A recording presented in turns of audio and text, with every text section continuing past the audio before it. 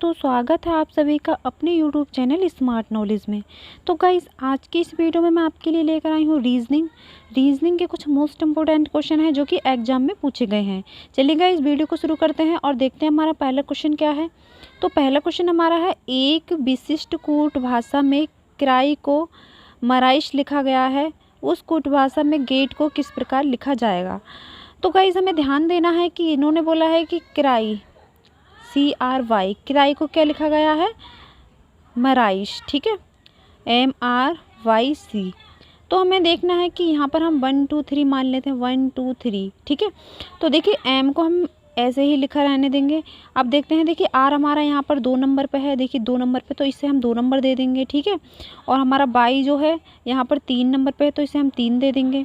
और C हमारा 1 number पे है, तो हम यहाँ पर 1 दे देंगे। तो हमने देखा यहाँ पर कि किराई को 1 2 3 दिया है, तो इसमें क्या किया है, 2 3 1 कर दिया है, ठीक है। इसी प्रकार से हम जो गेट है, हमसे पूछा है कि गेट को किस प्रकार से लिख सकते हैं, गेट को, ठीक है गाइस। तो इसको अभी हम 1 2 3 मान लेते हैं, ठीक है। यहाँ पर हमने क्या किया था, यहाँ पर हमने M को ऐसे ही रहने दिया था, तो M हमारा ऐसे ही रहेगा। अब देखिए, यहाँ पर हमें क्या करना है, 2 3 1 करना है, ठीक है, 2 3 और 1 करना है। तो 2 पर देखते हैं हमारा क्या है, 2 पर हमारा E है, तो यहाँ पर हम E लिख देंगे। और 3 पर हमारा क्या है, 3 पर हमारा 1 है, वो 3 पर हमारा T है, देखिए ये, ठीक है, T लिख देंगे।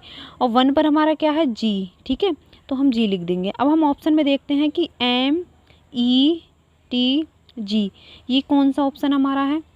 तो हमें डी ऑप्शन नज़र आ रहा है कि डी ऑप्शन में हमारा METG है, ठीक है गाइस। इस तरीके से हम इसको सॉल्व करेंगे, यही हमारा क्या है, आंसर, ठीक है गाइस। एक बार और समझा देती हूँ कैसे हैं। देखिए, इन्होंने कहा है विशिष्ट कूट भाषा में किराई, तो किराई को इन्होंने मराइश लिखा है, ठीक है। तो इसको हमने किराई जो है, इसको 1 2 3 नाम दे दिया है, 1 2 3, ठीक है। तो जो हमारा मराइश है, ठीक है, मराइस, ठीक है, इसको हमने M को ऐसे ही रहने दिया है, तो इन्होंने इसको मतलब 2 3 1 कर दिया है, 2 3 1, ठीक है। 2 पे हमारा R है, और यहाँ पर देखिए 2 पर हमारा R, और बाई जो हमारा 3 पर है, और 1, ठीक है। इसी तरीके से हम गेट को इसी तरीके से हमें करना है, जो हमने इससे हमारा ये निकल कर आ रहा है। इसी तरीके M को ऐसे ही रहने देंगे, बाकी हम इसको नाम दे देंगे 1 2 3, ठीक है। तो यहाँ पर 2 3 1 किया था, तो यहाँ पर भी हम 2 3 1 करेंगे। तो 2 पर क्या है E, और 3 पर क्या है T, और 1 पर क्या है G, ठीक है। और M हमारा ऐसे ही रहेगा, तो ये हमारा आंसर निकल के आया है, ठीक है गाइस। डी ऑप्शन हमारा करेक्ट हो जाएगा। चलिए आगे बढ़ते हैं और नेक्स्ट क्वेश्चन को देखते हैं। नेक्स्ट क्वेश्चन क्या है हमारा, एक व्यक्ति अपने कार्यालय के लिए उत्तर दिशा की ओर चलता है, वह बाईं ओर घूमा, फिर दाईं ओर घूमा, और फिर दाईं ओर घूमा, वह किस दिशा की ओर मुंह करके चल रहा है। तो गाइस, सबसे पहले क्या चला, वो उत्तर की दिशा से। देखिए, ये हमारा होता है, ये डायग्राम होता है, देखिए यहाँ पर होता है हमारा ईस्ट, यहाँ पर होता है वेस्ट, और यहाँ पर होता है नॉर्थ, और यहाँ पर होता है हमारा साउथ, ठीक है। इस तरीके से हमारा डायग्राम होता है, तो ये हमें याद होना चाहिए, ठीक है। तो सबसे पहले कहाँ चला, वो उत्तर की ओर, ठीक है, उत्तर की ओर चला दिया हमने, कार्यालय के लिए उत्तर की दिशा में चलता है। वह बाईं ओर घूमा। अब देखिए, यहाँ पर कोई व्यक्ति है, तो बाईं ओर उसका यानी कि लेफ्ट साइड उसका किधर होगा, इधर की साइड में, ठीक है, इधर हमारा लेफ्ट होगा, ठीक है। और फिर दाईं ओर घूमा। अब यहाँ पर कोई व्यक्ति है, तो उसका दायां किधर होगा, ठीक है, उसका दायां ऊपर की ओर, ठीक है। और फिर दाईं ओर घूमा। अब यहाँ से दायां किधर होगा उसका, इधर, यानी कि राइट उसका इधर होगा, ठीक है। वह किस दिशा में किस दिशा की ओर मुंह करके चल रहा है, ठीक है। तो यहाँ पर हमें देखना है। तो गाइज, इसको इस प्रकार से एक डायग्राम दे देना है, एक इस तरीके से, ठीक है, इस तरीके से। अब हमने आपको बताया था, इधर क्या होता है हमारा ईस्ट यानी कि पूरब, ठीक है, पूरब। तो गाइज, हमारा देखिए, वो यहाँ पर है, तो इस साइड में मुँह करके चल रहा है, यानी कि ईस्ट। तो इसका जो वेस्ट आंसर होगा, तो वो हो जाएगा हमारा पूरब, ठीक है। तो C ऑप्शन हमारा करेक्ट हो जाएगा, ठीक है गाइज। यानी कि उन्होंने बोला है कि वह किस दिशा में मुँह करके चल रहा है, तो ये हमारा यहाँ पर आकर रुका है, तो इनकी इसका फेस जो है ईस्ट दिशा में है, ठीक है, ईस्ट यानी कि पूरब। तो हमारा C ऑप्शन करेक्ट हो जाएगा। चलिए आगे बढ़ते हैं और नेक्स्ट क्वेश्चन को देखते हैं। तो गाइस, नेक्स्ट क्वेश्चन हमारा ये है, 5 मित्र एक बेंच पर बैठे हैं। A बाईं ओर है B के, लेकिन दाईं ओर है C के। D B के दाईं ओर है, लेकिन E के बाईं ओर है। बेंच के छोरों पर कौन कौन है, ठीक है। तो सबसे पहले हमें देखना है, A बाईं ओर है B के, ठीक है। A कहाँ है, बाईं ओर, किसके है, B के। तो A हमारा हो जाएगा यहाँ पर, बाईं ओर है, यानी कि बाईं ओर किसके है, B के, तो B हमारा यहाँ पर हो जाएगा, ठीक है। लेकिन दाईं ओर है सी के, लेकिन सी के क्या है दाईं ओर, ठीक है। तो सी हमारे यहाँ पर हो जाएगा क्योंकि सी की जो है दाईं ओर हो रहा है, ठीक है।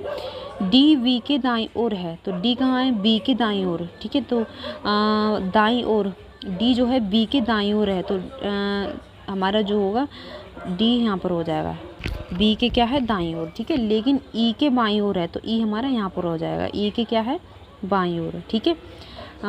लेकिन ई के बाईं ओर है, तो ठीक है ई के जो हो गया हमारा बाईं ओर हो गया, ठीक है। बेंच के छोरों पर कौन कौन है, तो बेंच के छोर जो देखना है, छोर हमारे ये होगा सी और ई, तो सी और ई हमारा कौन सा ऑप्शन है D, D option is the correct answer, ठीक है गाइस। चलिए आगे बढ़ते हैं और नेक्स्ट क्वेश्चन पर आते हैं। एक पुस्तक के 300 पृष्ठ हैं और प्रत्येक पृष्ठ पर 10 शब्दों की पंक्तियाँ हैं। पुस्तक में कुल कितने शब्द हैं, तो हमसे टोटल वर्ड पूछा है। टोटल वर्ड हम कैसे निकालते हैं, देखिए टोटल वर्ड निकालेंगे हम, देखिए क्या करेंगे हम, सबसे पहले हमारी जो पुस्तक जो पृष्ठ है वो 300 हैं और जो पंक्तियां हैं हमारी वो कितनी है 20 और कितने वर्डों की हैं 10 की, ठीक है। 300 गुणा 20 गुणा 10, इन तीनों की मल्टीप्लाई करेंगे तो हमें मिल जाएगा, देखिए 3 दूनी 6 और 6 एकम 6, ठीक है। और शून्य कितना हमारे पास 2 3 4, 1 2 3 4, ठीक है। तो हमारा जो हमें मिला है टोटल नंबर ऑफ वर्ड कितना मिला है हमें 60,000, ठीक है गाइस। तो अब हम देखते हैं ये कौन से ऑप्शन में है, तो ये हमें ऑप्शन दिख रहा है B, B is the correct answer है, ठीक है गाइस। इसमें बी हमारा हो जाएगा करेक्ट, ठीक है। चलिए आगे बढ़ते हैं और नेक्स्ट क्वेश्चन को देखते हैं। तो गाइज नेक्स्ट क्वेश्चन हमारा क्या है, नेक्स्ट क्वेश्चन हमारा कुछ समीकरण किसी विशेष प्रणाली के आधार पर हल किए गए हैं, इसी आधार पर हल ना किए गए समीकरण का सही उत्तर दीजिए। तो हमें पहली समीकरण देखना है क्या है हमारे 7 गुना 4 गुना 8, तो ये इससे क्या बना है 4 4 और 9 और 8, ठीक है। तो हमें देखना है कि इस समीकरण से ये हमारी किस तरीके से आई है। तो देखिए गाइज यहाँ पर 4 और 8 है, तो यहाँ पर जो छोरों पर देखना ध्यान देना 4 और 8, ठीक है। इसकी साइड में देखिए 4 और 8, लेकिन बीच में 49 कैसे आया है, देखिए 7 का वर्ग कर देंगे तो हमारा 49 आ जाएगा, ठीक है। इसी प्रकार से दूसरी समीकरण देखते हैं क्या हमारी 3 गुने 6 गुने 5, ठीक है। इससे क्या आया है हमें प्राप्त हुआ है इससे 6 9 5, ठीक है। इससे 6 9 5 प्राप्त हुआ है, तो देखिए 6 और 5 को साइड में लिख लिया है, 6 ये है हमारा और 5 ये है, पर ये 9 कैसे आया है, 9 आया है 3 का वर्ग करके, क्या 3 का वर्ग करके।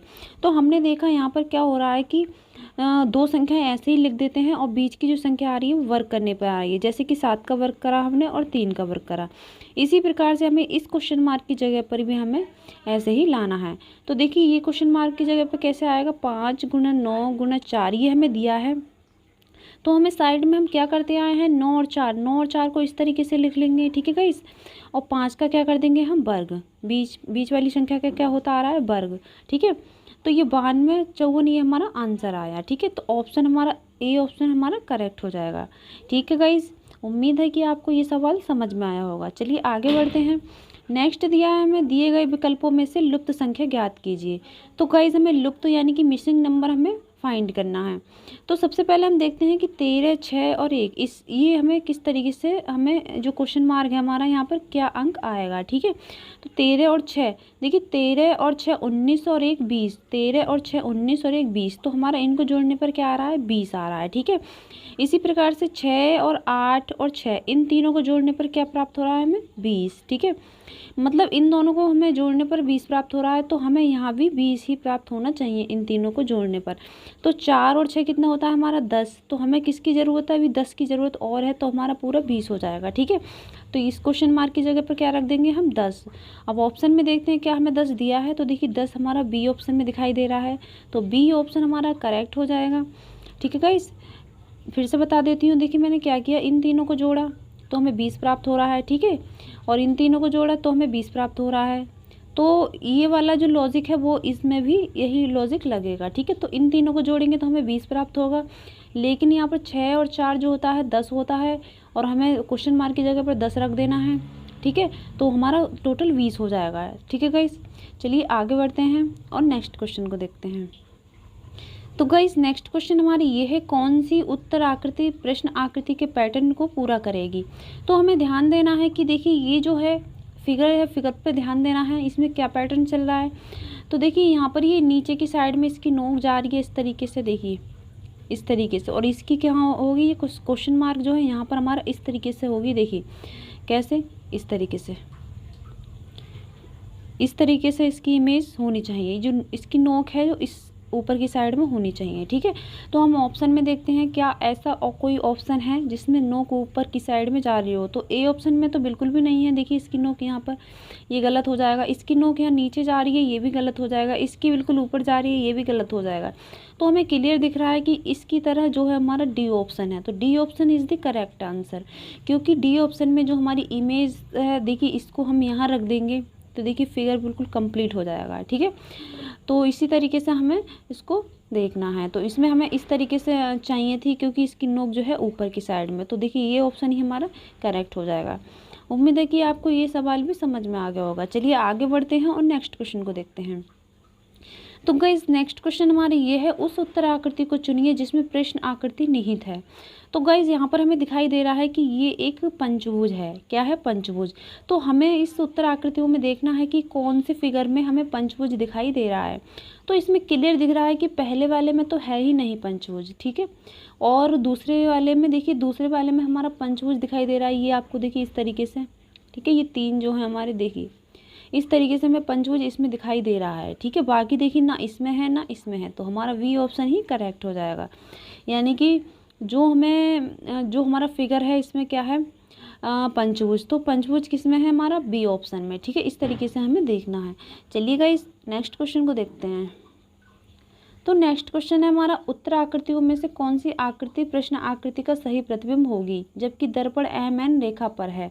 तो गाइस दर्पण हमारा एम एन रेखा, देखिए हमारी ये रेखा दी है एम एन। ठीक है, यहाँ दर्पण रखा जाएगा। ठीक है, तो कैसे बनेगा? देखिए तो इसका अपोजिट हो जाता है कि ये वाली साइड है ब्लैक वाली, वो इधर आ जाएगी। तो देखिए, और ये वाली साइड हमारी इधर आ जाएगी। ठीक है, ऐसा कौन से फिगर में दिया है? तो देखिए इसमें क्या है कि ये हमारा यहाँ पर ब्लैक साइड है, तो ये ब्लैक साइड इधर आ गई है। ठीक है, ये लाइन जो हमारी इस तरीके से लाइन, तो लाइन कहाँ हमारी इधर आ गई है। ठीक है, बाकी ये नीचे है। तो दर्पण में इस तरीके का ही इमेज बनेगा। ठीक है, इस तरीके का ही प्रतिबिंब बनेगा। तो ए ऑप्शन हमारा करेक्ट हो जाएगा। वी ऑप्शन भी गलत है हमारा। इसमें देखिए ऊपर की साइड दिया है, इसमें भी, और इसमें देखिए ये गलत दिया है, क्योंकि इसमें लाइन जो है, देखिए इस वाले फिगर में ध्यान दीजिए, लाइन इस तरीके की होनी चाहिए थी, लेकिन इसमें क्या है, इस तरीके से। ठीक है, तो हमारा ए ऑप्शन ही करेक्ट होगा। चलिए नेक्स्ट सवाल को देखते हैं क्या है। नेक्स्ट क्वेश्चन हमारा है, निम्नलिखित आरेख का अध्ययन करें और उस क्षेत्र की पहचान करें जो उन लड़कियों को प्रतिनिधित्व करता है जो सेवारत तो है किंतु अविवाहित है। मतलब जो सेवारत भी हैं और अविवाहित यानी कि अनमैरिड हैं। ठीक है, तो ऐसे हमें लड़कियों का पता लगाना है। तो गाइस ये वाला सर्किल जो है हमारा पूरा विवाहित है, लेकिन इस सर्किल से हमें कोई मतलब नहीं, क्योंकि हमें पूछना है अविवाहित। ठीक है, अगर हम एक ले लेते हैं तो एक लड़कियां तो है पर सेवारत नहीं है, तीन ले लेते हैं, तीन सेवारत हैं पर लड़कियां नहीं है। तो दो ही हमारा ऐसा ऑप्शन है, दो ही अंक हमारा ऐसा है जो सेवारत भी है और क्या है, लड़कियां भी हैं। ठीक है, अविवाहित भी है। ठीक है, मतलब जो लड़कियां हैं वो अविवाहित हैं यहाँ पर देखिए, और ये विवाहित दिया है। ठीक है, तो सेवारत और अविवाहित का पता लगाना है, तो हमें दो ही ऐसा दिख रहा है। देखिए दो ही ऐसा अंक है जो सेवारत भी है और लड़कियां भी है। ठीक है, इन्होंने हमसे पूछा है कि उस क्षेत्र की पहचान करें जो लड़कियों को प्रतिनिधित्व करता है। लड़कियां तो है लेकिन जो सेवारत तो हैं किंतु अविवाहित है। तो इस सर्कल से हमें कोई मतलब नहीं रखना है विवाहित वाले से। ठीक है, तो दो ही हमारा सही होगा, यानी कि बी ऑप्शन इज दी हमारा करेक्ट आंसर। ठीक है, तो गाइज़ अगर आपको मेरा वीडियो पसंद आया हो तो please like share and subscribe ज़रूर करना, क्योंकि इस चैनल पर आपके लिए गवर्नमेंट जॉब से रिलेटेड हर वीडियो आपको प्राप्त होती रहेंगी। Thank you so much.